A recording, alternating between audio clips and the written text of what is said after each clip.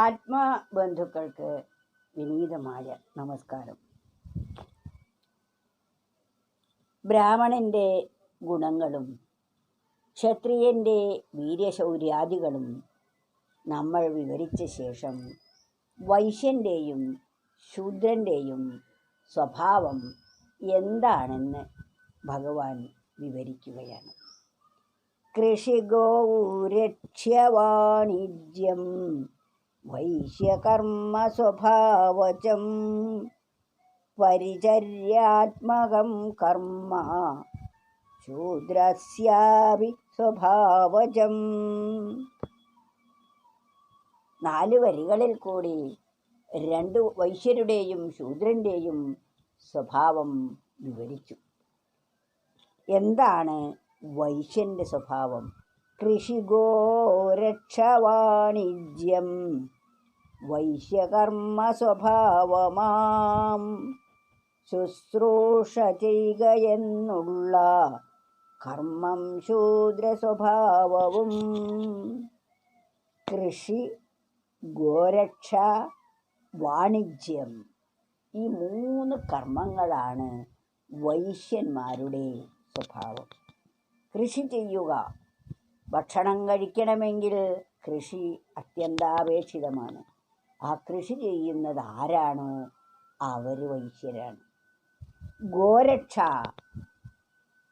നമുക്ക് പാല് തരുന്ന, അതുപോലെ കൃഷി ചെയ്യാൻ ഉപയോഗിക്കുന്ന കാള, പോത്ത് മുതലായവ, അവയെ സംരക്ഷിക്കുന്നത്, അതാണ് ഗോരക്ഷ.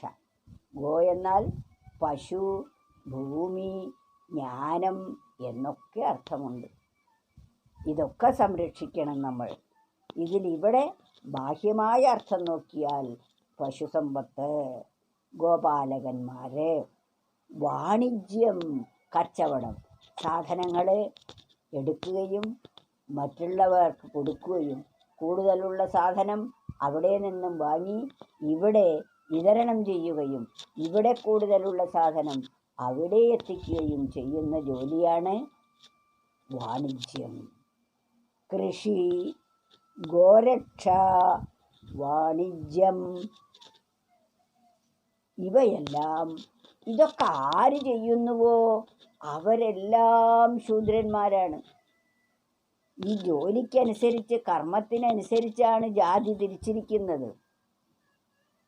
എല്ലാവരെയും നയിക്കുകയും വീരശൗര്യപരാക്രമി, എല്ലാവരെയും ഭരിക്കാൻ കഴിയുന്ന സ്വഭാവം ആരിലുണ്ടോ അവരെയാണ് രാജാവായി തിരഞ്ഞെടുക്കുന്നത്. ശമന്തമം, അതുപോലെ സത്യസന്ധത, ആത്മാർത്ഥത മുതലായവയൊക്കെയുള്ള സദ്ഗുണങ്ങൾ വളർന്നിരിക്കുന്ന വ്യക്തികളാണ് ബ്രാഹ്മണർ. അതേത് വ്യക്തിയാണെങ്കിലും ഈ ഗുണങ്ങളുണ്ടോ അവർ ബ്രാഹ്മണരാണ്. അവർക്ക് ബ്രഹ്മത്തെ അറിയാൻ സാധിക്കുകയുള്ളൂ. നന്മയുടെ മൂർത്തിമത് ഭാവമാണ് ഈശ്വരൻ എന്ന് പറയുന്നത്. എത്ര കണ്ട് നന്മ വളരുന്നുവോ അത്ര കണ്ട് നാം ഈശ്വരത്വത്തോട് അടുത്തുകൊണ്ടിരിക്കുന്നു. ഇനി 4-മത്തെ ശൂദ്രരുടെ സ്വഭാവം എന്താണ്?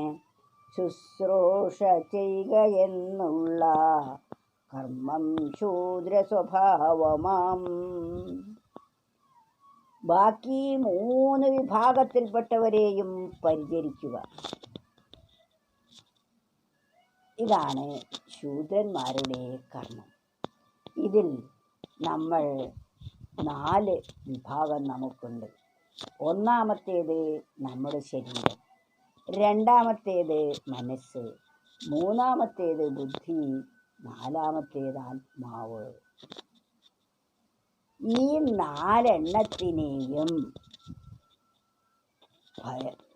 ആണ് വാസ്തവത്തിൽ ഈ 4 ജാതി.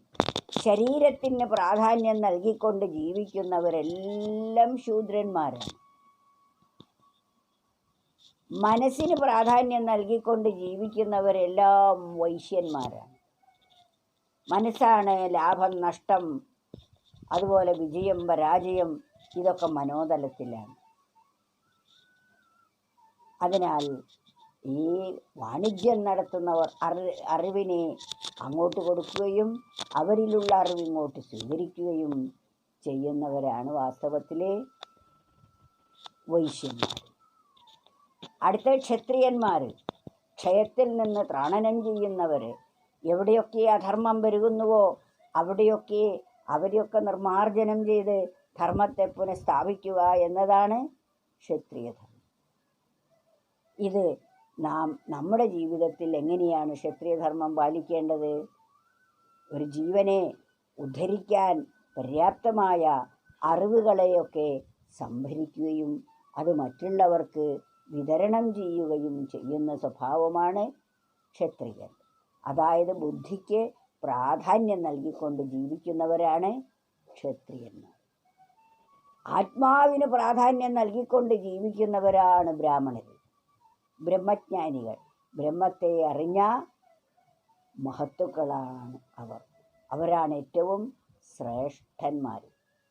അവരെ ഇനി ശൂദ്രൻ്റെ പരിചരണം എല്ലാവരെയും, ഈ വൈശ്യനും ക്ഷത്രിയനും ബ്രാഹ്മണനും ഈ ശരീരത്തെ വേണം.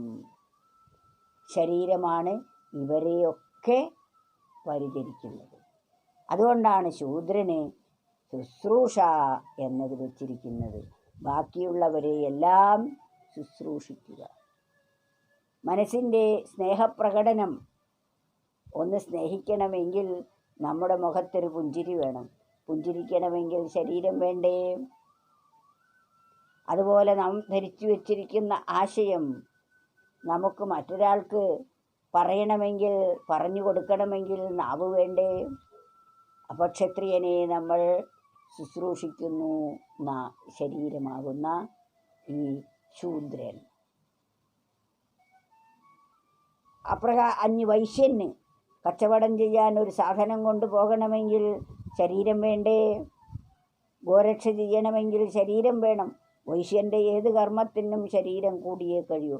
അതുകൊണ്ട് വൈശ്യനെ ശുശ്രൂഷിക്കുന്നു, ക്ഷത്രിയനെ ശുശ്രൂഷിക്കുന്നു, ബ്രാഹ്മണനെയും ശുശ്രൂഷിക്കുന്നു.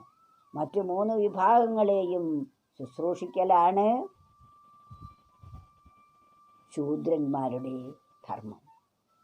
അതാണ് ശൂദ്രന് ശുശ്രൂഷ ചെയ്യുകയെന്നുള്ള. വൈശ്യരെയും ക്ഷത്രിയരെയും ബ്രാഹ്മണരെയും ഈ ലോകത്തിലുള്ള സർവ്വജനങ്ങളും ഈ 4ൽ പെടുന്നവരാണ്. ഈ 4ലും പെടാത്ത ഒന്നും ഈ ലോകത്തിൽ ഇല്ല തന്നെ.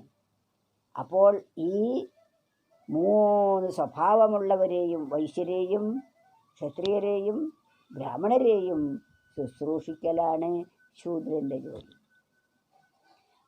ഇപ്രകാരത്തിൽ അവനവൻ ചെയ്യേണ്ടതായ ജോലികൾ ചെയ്താൽ ശുശ്രൂഷയിൽ കൂടി ഈ ശരീരതലത്തിൽ നിന്നും വിടുക എന്ന് പറഞ്ഞാൽ മരിക്കുക എന്നല്ല അർത്ഥം. നമ്മൾ ശരീരത്തിന് പ്രാധാന്യം നൽകുന്ന ജീവിതത്തിൽ നിന്നും നാം മനോതലത്തിലേക്ക് ചിന്തിക്കാൻ പ്രവേശിക്കുന്നതാണ് വാസ്തവത്തിൽ വൈശ്യത്വം. അങ്ങനെ വൈശ്യത്വം സ്വീകരിച്ചിരിക്കുന്ന അറിവിനെ നാം സംഭരിക്കുകയും വേണ്ടയിടത്ത് വിധാനം ചെയ്യുകയും ചെയ്യുന്നതാണ് ക്ഷത്രിയധർമ്മം. അങ്ങനെ നല്ല സദ്ഗുണങ്ങൾ നമ്മുടെ ഉള്ളിൽ നിർത്തി സുഭാഷിതങ്ങളെപ്പോലെയുള്ള വേദവാക്യങ്ങൾ നമ്മുടെ ജീവിതത്തിൽ നിലനിർത്തുകയും അത് തൻ്റെ ഉള്ളിൽ പരിണാമത്തിന് വിധേയമായി താനാ പരമമായ ചൈതന്യമാണെന്ന ബോധം ഉണ്ടാകലാണ്